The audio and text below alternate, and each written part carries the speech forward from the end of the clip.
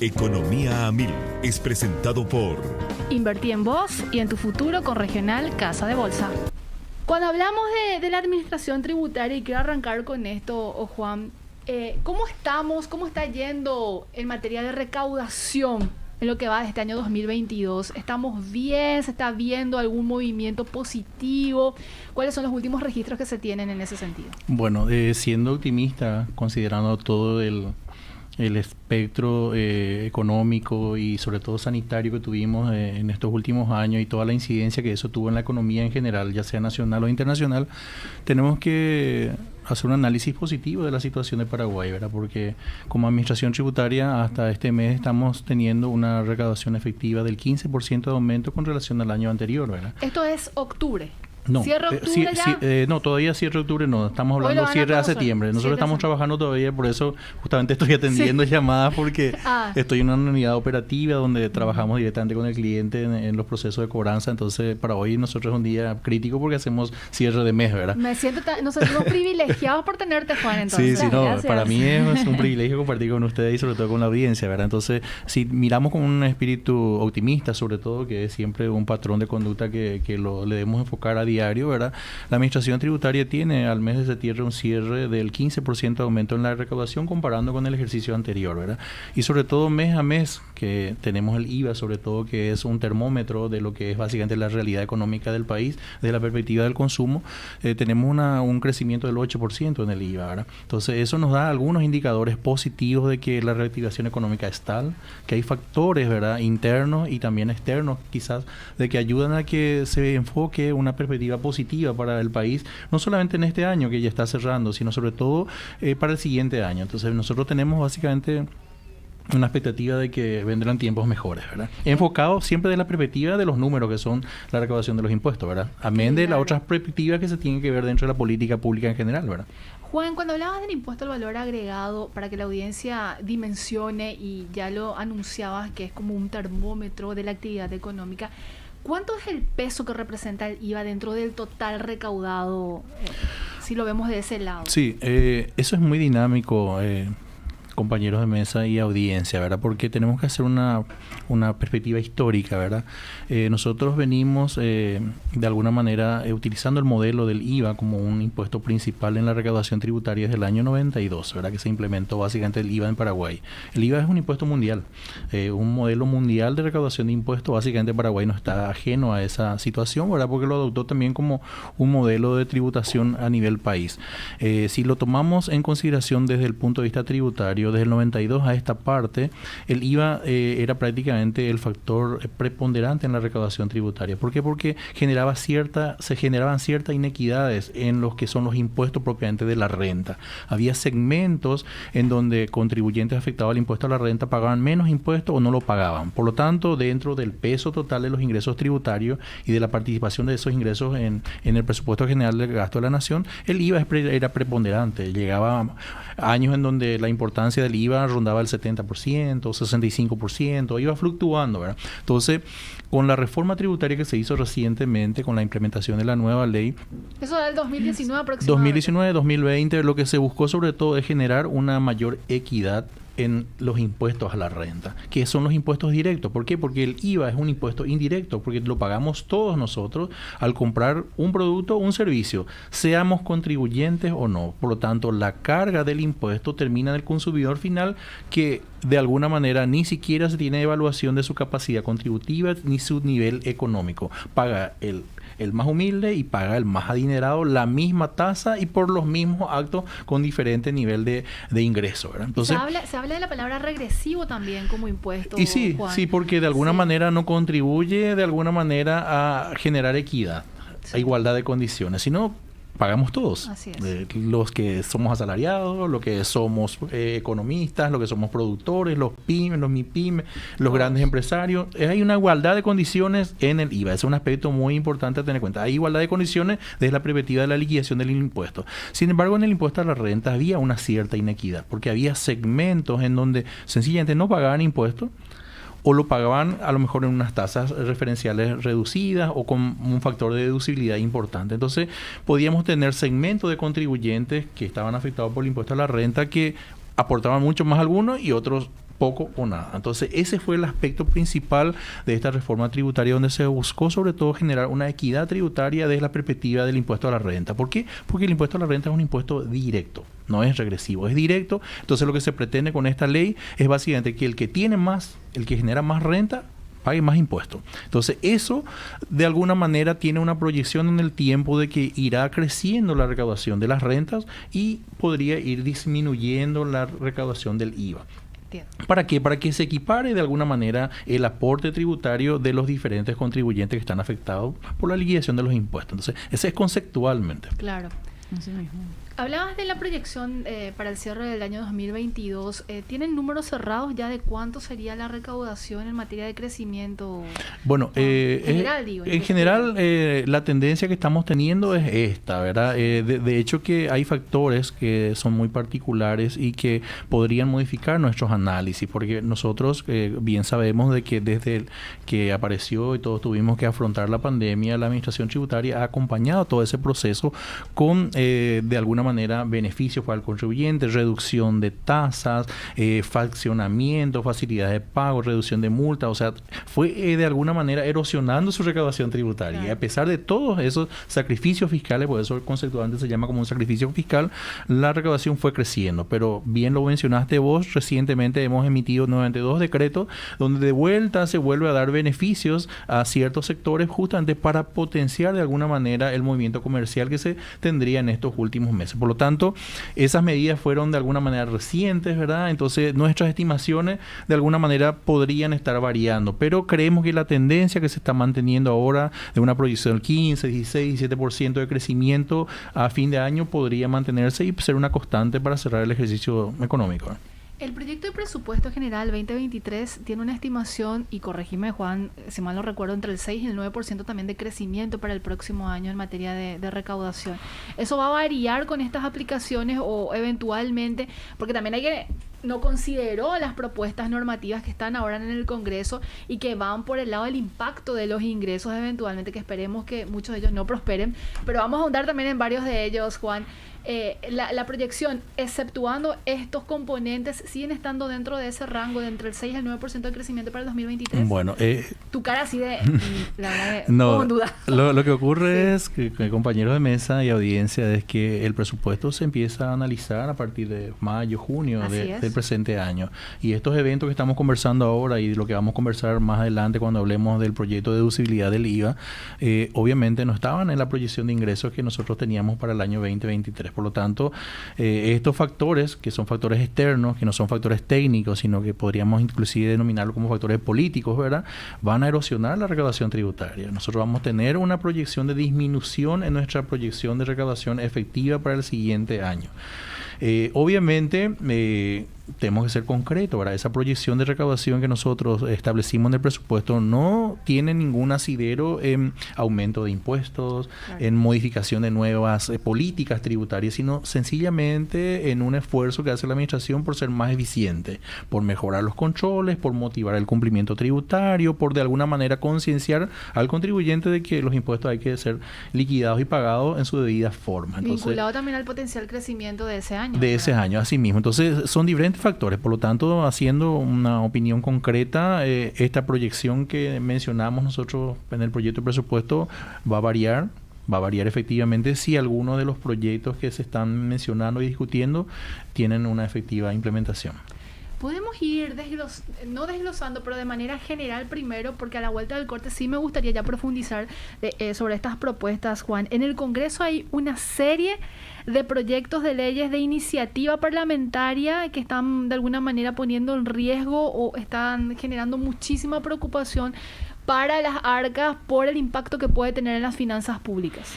Y podemos hablar de 2 proyectos concretos, ¿verdad? Adelante. Uno básicamente es el proyecto que está muy en boga hoy día, en discusión, ¿verdad?, en todos los foros, que es la deducibilidad del 100% del IVA para un segmento de contribuyentes. Eso definitivamente va a afectar también a las recaudaciones tributarias, amén de lo que conceptualmente vamos a discutir luego en el otro bloque, de lo que significa esa medida en lo que es el concepto académico, universal y tributario de lo que es el IVA. ¿De cuánto estamos hablando en impacto potencial? Y bueno, potencialmente hablamos de aproximadamente $100 millones. Eso es lo que dejaría de recaudar el fisco en un año. En un año, así mismo. El segundo, vamos a decir, proyecto que es preocupante desde diferentes enfoques que se lo pueda tratar es el proyecto de la caja fiscal, ¿verdad? Que cualquier medida de ese tipo, por más que no sea un componente tributario, ¿verdad?, sino viéndolo de una política pública en general del Ministerio de Hacienda, es preocupante porque este proyecto de equiparar los salarios en el tiempo a las personas que están beneficiadas con la jubilación, evidentemente no tiene un calce financiero, ¿verdad? Entonces eso directamente va a impactar contra la caja efectiva que todos los días estamos recibiendo y que están con eso ya planificados de alguna manera el cumplimiento del presupuesto que fue aprobado. Entonces, una aprobación de ese tipo definitivamente va a generar un gran dilema de cómo de alguna manera equilibrar las finanzas públicas. ¿Y de ese estamos hablando de cuánto el impacto más? No tengo un número sobre eso porque eso es muy variable, porque es una proyección en el tiempo, ¿verdad? Porque es dinámico. La persona que el otro año se jubila va a buscar equiparar su salario al vigente. De aquí a 3 años la persona que se jubila, entonces va a ser un presupuesto muy dinámico y donde el flujo de caja que se va a requerir para eso va a ser impredecible, ¿verdad?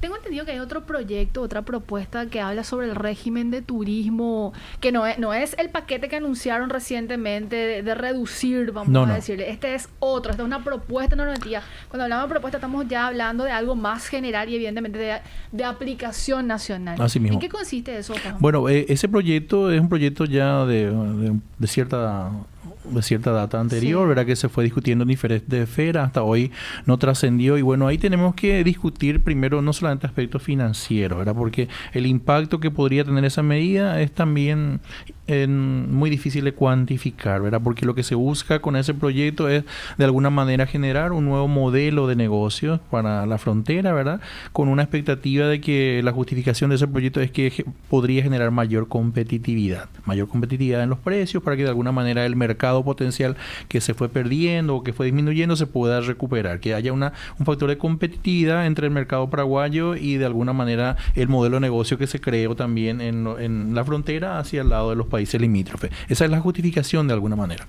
Pero hay que analizar también un aspecto bien importante, que es la legalidad o no de este proyecto, ¿verdad? ¿Qué establece básicamente o qué propone esta ley? Bueno, lo que propone es básicamente generar una liquidación de impuestos con una tasa única y donde universaliza a todos los contribuyentes en general, ¿verdad? Y donde todos los productos tendrían un tratamiento casi universal, ¿verdad?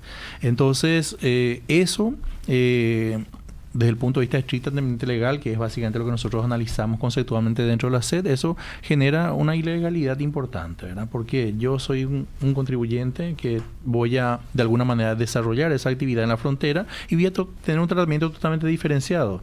Y todos ustedes que están acá en la mesa son contribuyentes que están también ejerciendo el comercio y la prestación de servicios en todo el territorio nacional, y todos ustedes van a tener otra regla de juego. Entonces, eso es un principio constitucional básico, la igualdad de condiciones para todos los ciudadanos del Paraguay, desde el punto de vista comercial, en igualdad de condiciones para de alguna manera desarrollar las actividades comerciales o de servicio, y que de alguna manera el concepto tributario sea también de equidad y de igualdad para todos. Entonces, ahí básicamente rompemos un precepto constitucional básico, que es la igualdad de condiciones, porque vamos a generar prácticamente 2 sistemas tributarios en el país. Un sistema tributario para un segmento muy particular de contribuyente con características muy particulares, ¿verdad?, en donde hasta raya también la legalidad en los convenios internacionales que tenemos con los países vecinos y con el comercio en general, porque vamos a dar un tratamiento diferenciado a un modelo de negocio, donde sobre todo hoy día también con la aparición de las reglas establecidas por Gafilat, de transparencia, de registro oportuno de los valores de transacción que se dé, también estamos de alguna manera exponiendo esa fortaleza que estamos justamente tratando de ganar en el tiempo, ¿verdad? Entonces, esos son aspectos básicos, conceptuales, pero bien críticos, que hacen de que el proyecto de nuestra perspectiva sea inviable. Y que de alguna manera puede marcar un precedente de prosperar. Absolutamente.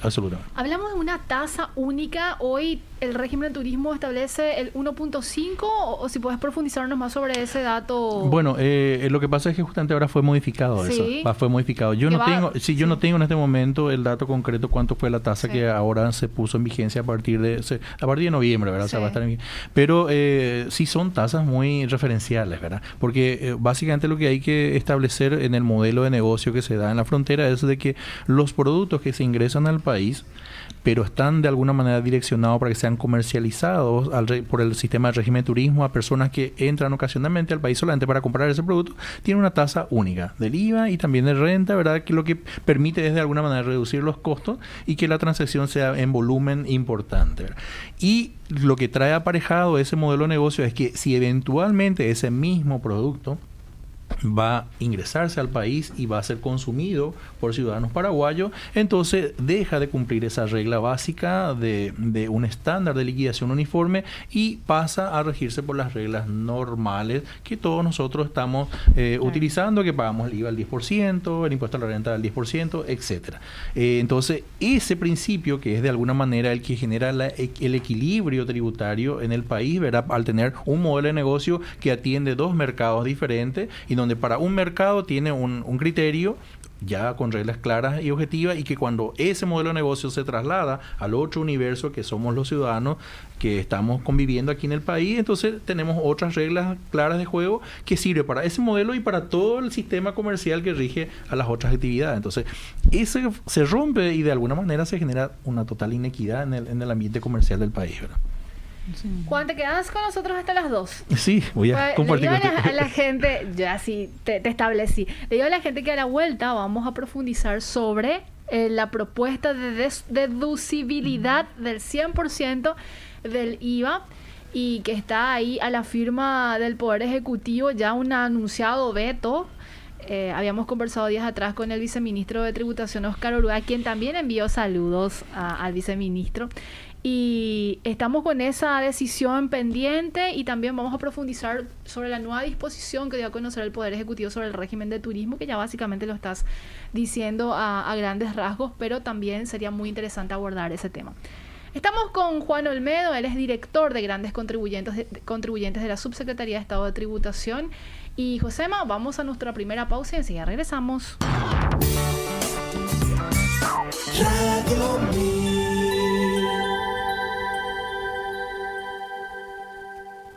¿No sabes cómo maximizar tus ahorros? Desde Regional Casa de Bolsa te damos la oportunidad de invertir de forma diversificada desde 10 millones de guaraníes en nuestros fondos mutuos, con un rendimiento anual objetivo del 5%, sin perder acceso inmediato a tu capital y generando ganancias diarias. No existe plazos ni penalidades y podés retirar tu dinero en tan solo 24 horas. No te preocupes más y convertite en un inversionista dentro del mercado bursátil. Escribinos en contacto @regionalcasadebolsa.com.py. Invertí en vos y en tu futuro con Regional Casa de Bolsa. En esta época de sequía, Granusa, excelencia en nutrición animal. Con su línea para bovinos de carne, leche y equinos, pone a disposición de los productores técnicos altamente calificados para la elaboración de la mejor estrategia nutricional, de acuerdo con la disponibilidad de pasto y con los objetivos de cada categoría de animal. Granusa, excelencia en nutrición. Encontranos en www.granusa.com, Facebook e Instagram. 1000 Noticias AM, la información que tenés que tener antes de salir de casa.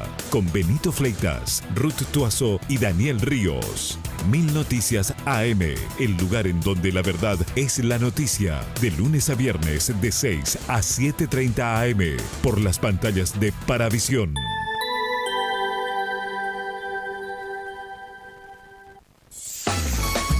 Contactate con nosotros al WhatsApp de la radio 0994-674-000 o a la línea baja 021-302-600. Radio Mil.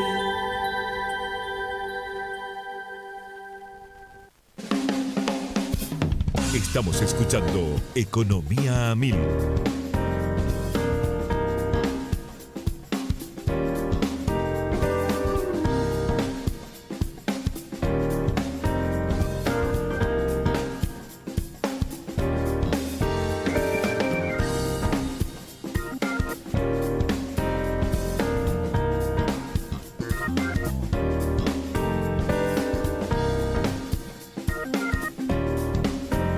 22 minutos pasaron de las 3. Estás escuchando Economía Mil aquí por Radio Mil. Estamos trabajando hoy Horacio Laves, alias Acho.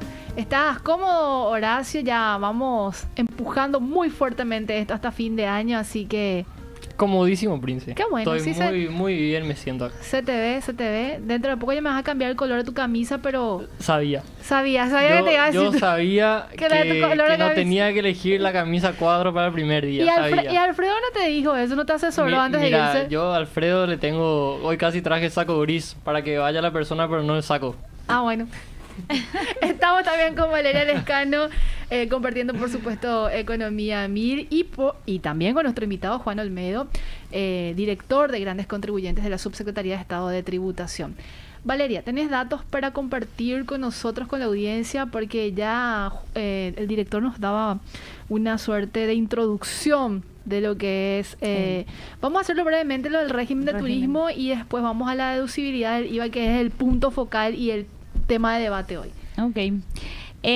Bueno, a modo de contextualizar a la audiencia, voy a explicar más o menos lo que sería, cómo estaría funcionando el régimen de turismo y que eso básicamente conlleva, ¿verdad?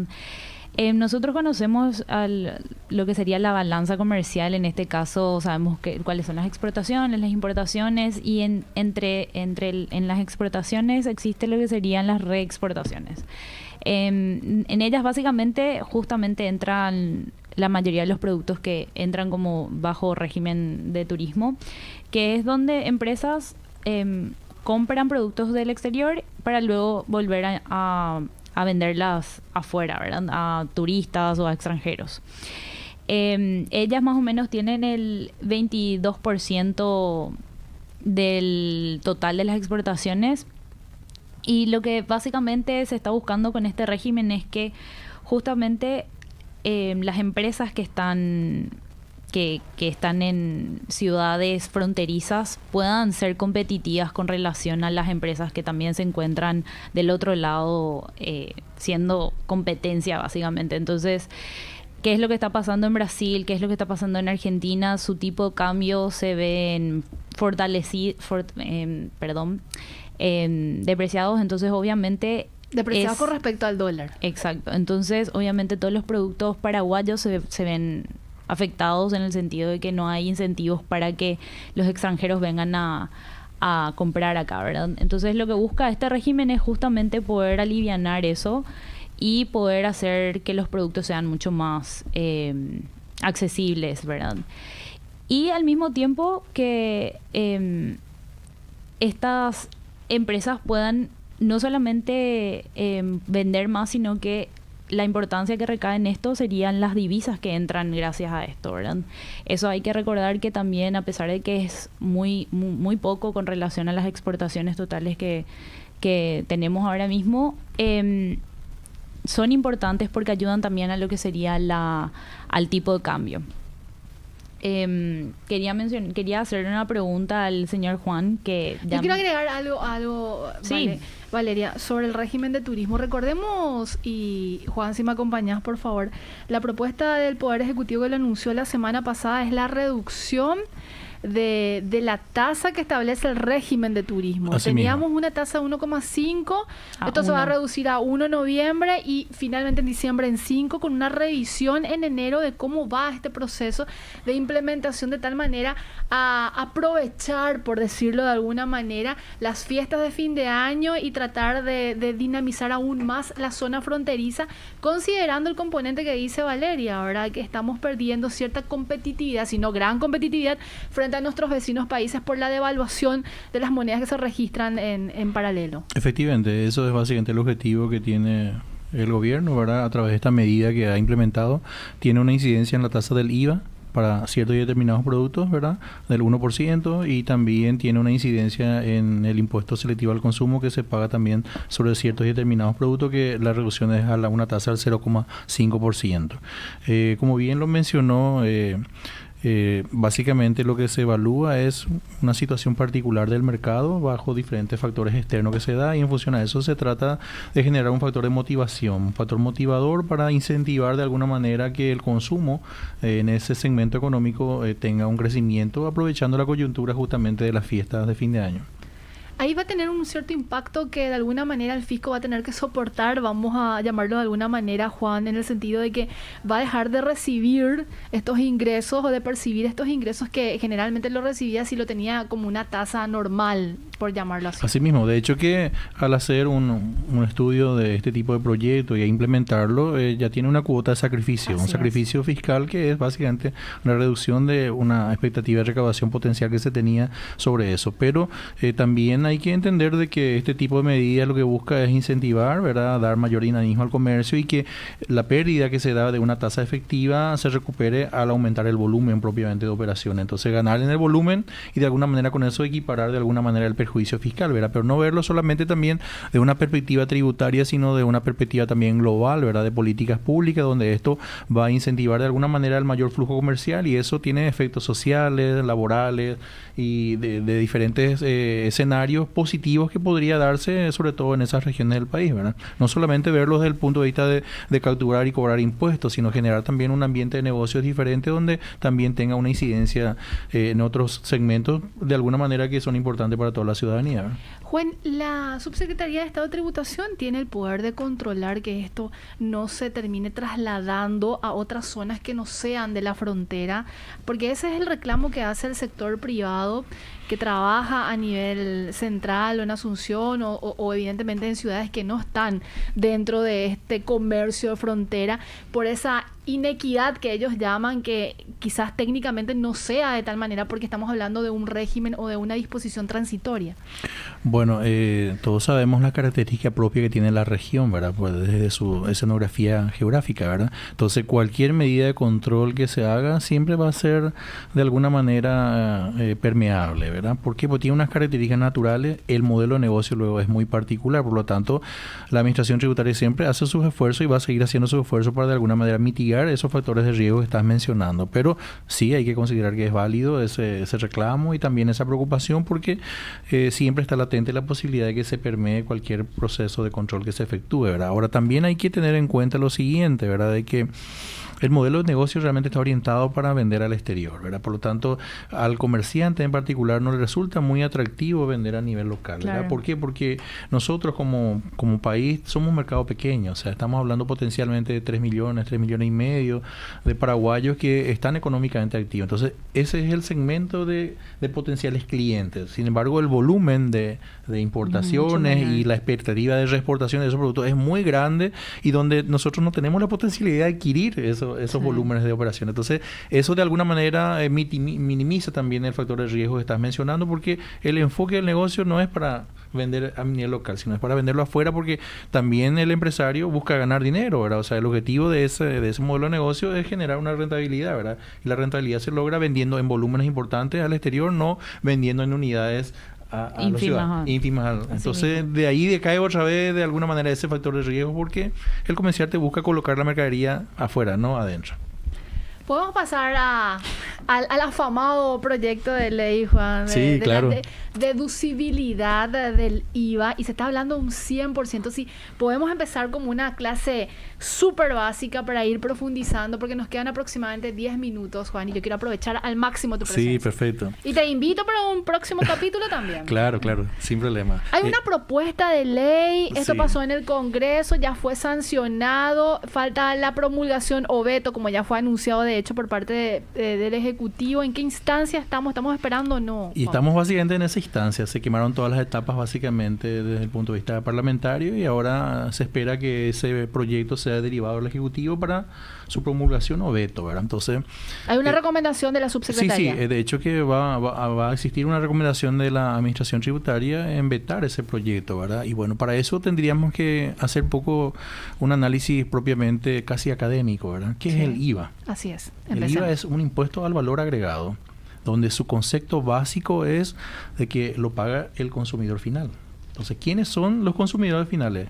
Todos los paraguayos.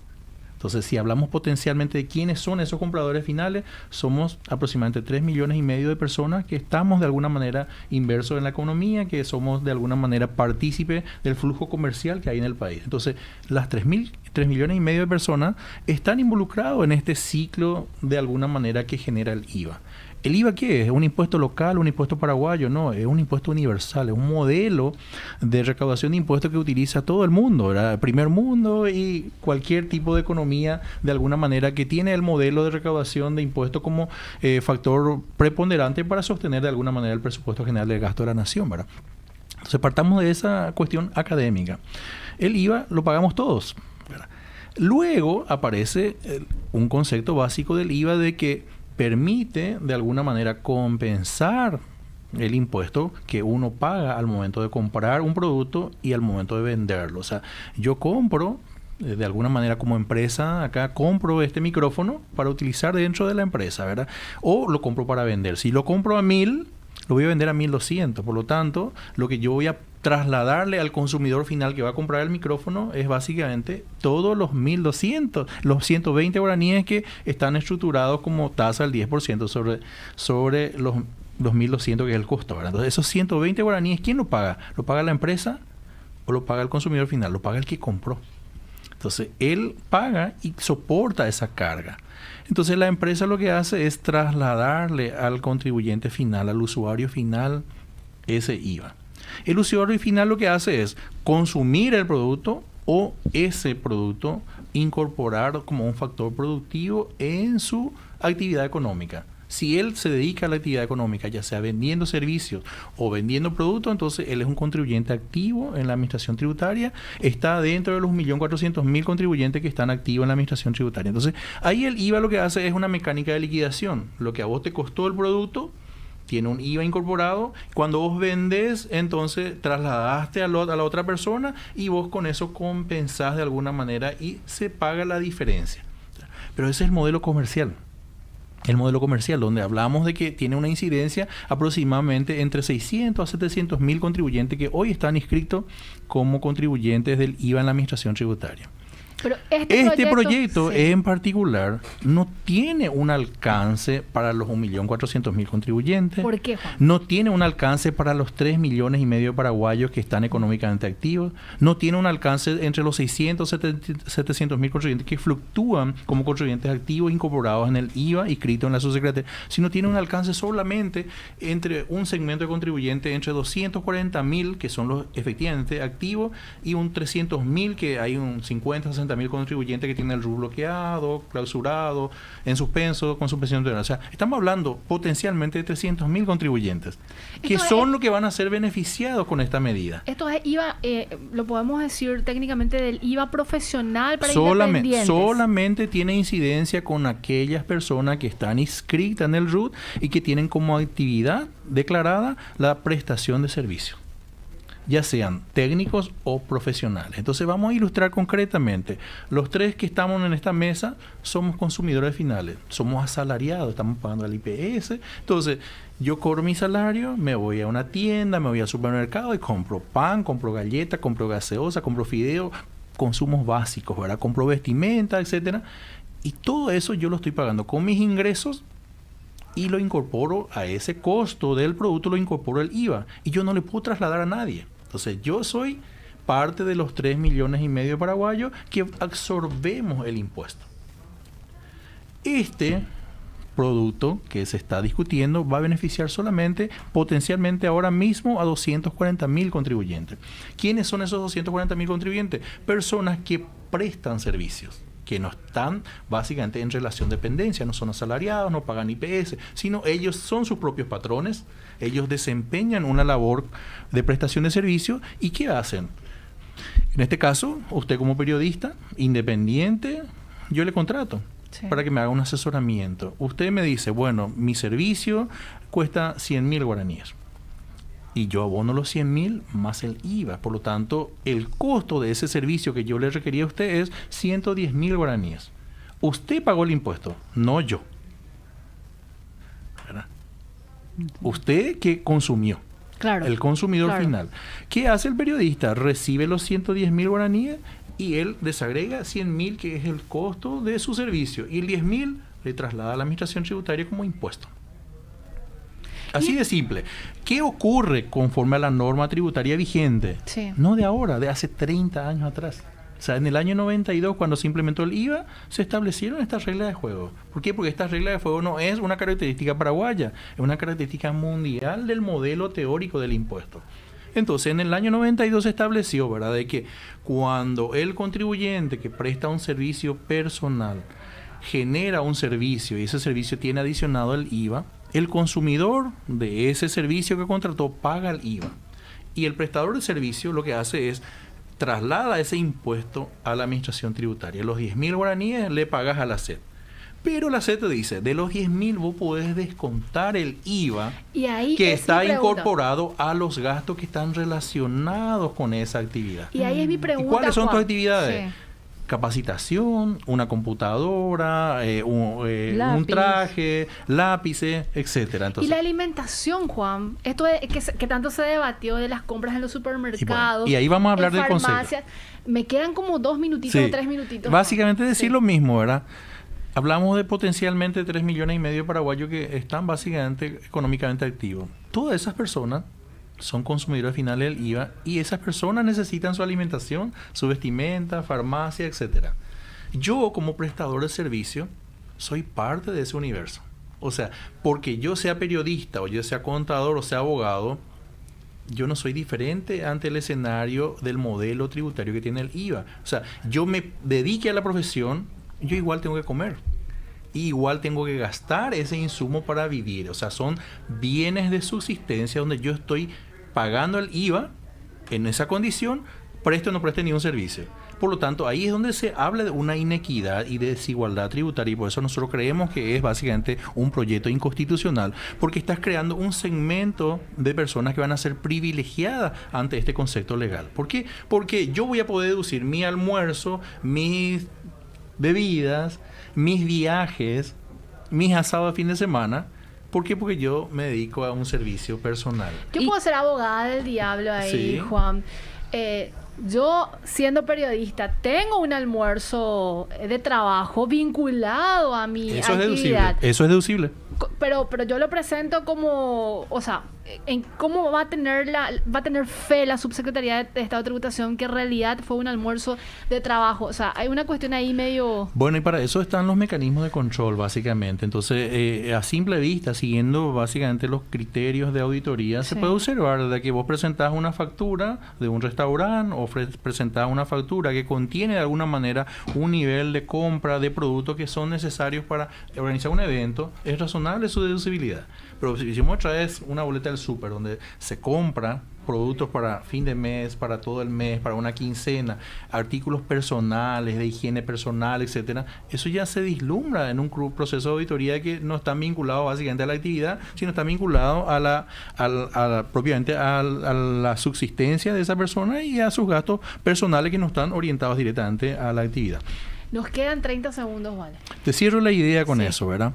Al crear esa inequidad, ¿verdad?, nosotros vamos a crear un nivel de contribuyentes particulares especiales donde se están quedando con el impuesto que pagó la otra persona y que no llega finalmente al Estado, y que todos los demás que no estamos de alguna manera en ese circuito de comercialización estamos pagando el impuesto convencional. Entonces ese segmento de gente de alguna manera se va a aprovechar de una situación particular para quedarse con un segmento del tributo en desigualdad de condiciones para todos los demás que vamos a seguir pagando el impuesto en las mismas condiciones. Por lo tanto, de alguna manera no se sostiene esto desde un punto de vista doctrinario y sobre todo constitucional también, porque no tiene un alcance universal. Hay un segmento muy particular donde con una interpretación muy forzada de alguna manera van a adquirir este beneficio. ¿De cuánto hablamos? Estamos hablando potencialmente de 100 millones de dólares, ¿verdad?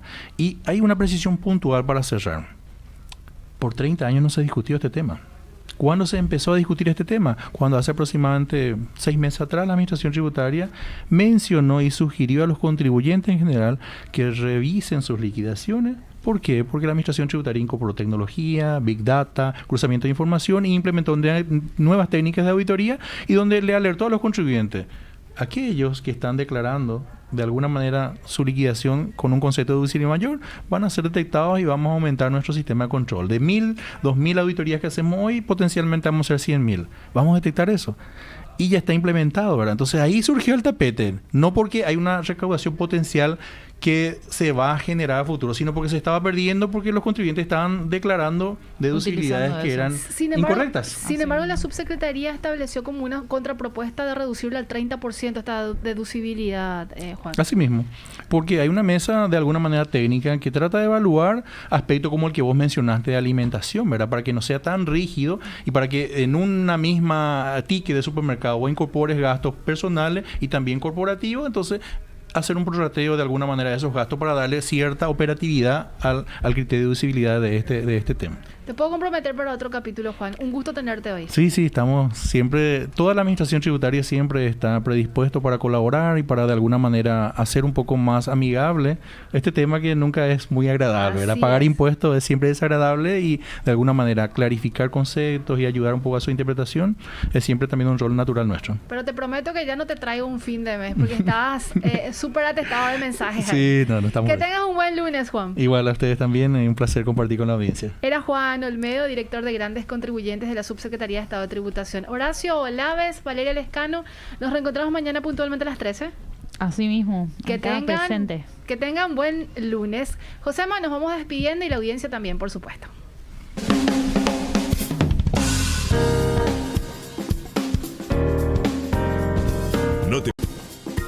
Economía a 1000 es presentado por Invertí en vos y en tu futuro con Regional Casa de Bolsa.